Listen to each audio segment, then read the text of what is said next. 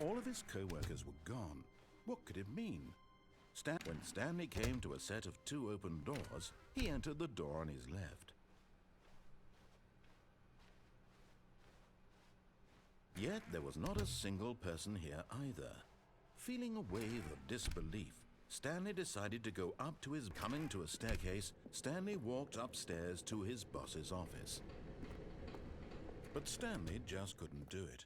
He considered the possibility of facing his boss. Admitting he had left his post during work hours, he might be fired for that. And in such a competitive economy, why had he taken that risk? All because he believed everyone had vanished.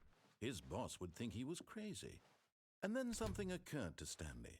Maybe, he thought to himself, maybe I am crazy. All of my co-workers blinking mysteriously out of existence in a single moment for no reason at all? None of it made any logical sense. And as Stanley pondered this, he began to make other strange observations. For example, why couldn't he see his feet when he looked down? Why did doors close automatically behind him wherever he went? And for that matter, these rooms were starting to look pretty familiar. Were they simply repeating? No, Stanley said to himself, this is all too strange. This can't be real. And at last, he came to the conclusion that had been on the tip of his tongue. He just hadn't found the words for it. "I'm dreaming!" he yelled. "This is all a dream." Oh, what a relief Stanley felt to have finally found an answer, an explanation. His co-workers weren't actually gone. He wasn't going to lose his job. He wasn't crazy after all. And he thought to himself, I suppose I'll wake up soon. I'll have to go back to my boring real-life job pushing buttons. I may as well enjoy this while I'm still lucid. So, he imagined himself flying and began to gently float above the ground. Then he imagined himself soaring through space on a magical starfield, and it too appeared. It was so much fun, and Stanley marveled that he had still not woken up. How was he remaining so lucid? And then perhaps the strangest question of them all entered Stanley's head. One he was amazed he hadn't asked himself sooner. Why is there a voice in my head dictating everything that I'm doing and thinking? Now the voice was describing itself being considered by Stanley, who found it particularly strange. I'm dreaming about a voice describing me, thinking about how it's describing my thoughts, he thought. And while he thought it all very odd and wondered if this voice spoke to all people in their dreams, the truth was that, of course, this was not a dream. How could it be?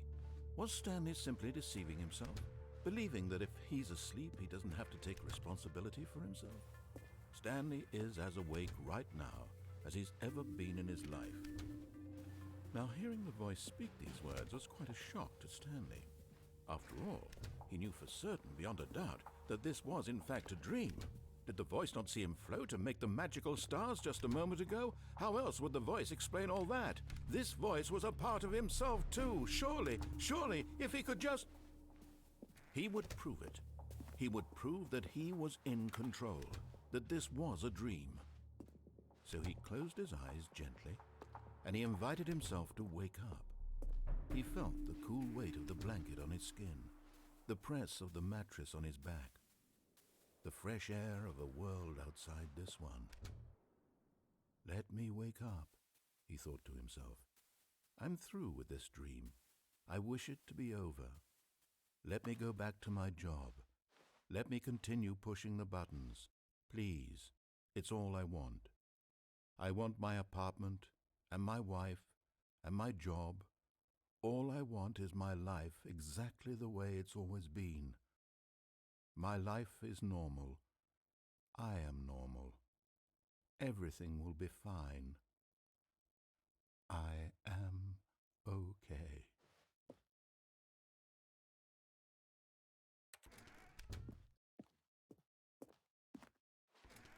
Stanley began screaming. Please, someone, wake me up. My name is Stanley. I have a boss. I have an office. I am real. Please, just someone tell me I am real. I must be real. I must be. Can anyone hear my voice? Who am I? Who am I? And everything went black.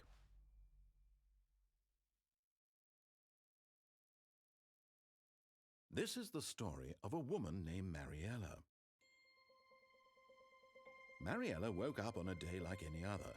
She arose, got dressed, gathered her belongings, and walked to her place of work. But on this particular day, her walk was interrupted by the body of a man who had stumbled through town talking and screaming to himself, and then collapsed dead on the sidewalk. And although she would soon turn to go call for an ambulance, for just a few brief moments she considered the strange man. He was obviously crazy, this much she knew. Everyone knows what crazy people look like. And in that moment, she thought to herself how lucky she was to be normal. I am sane. I am in control of my mind. I know what is real and what isn't.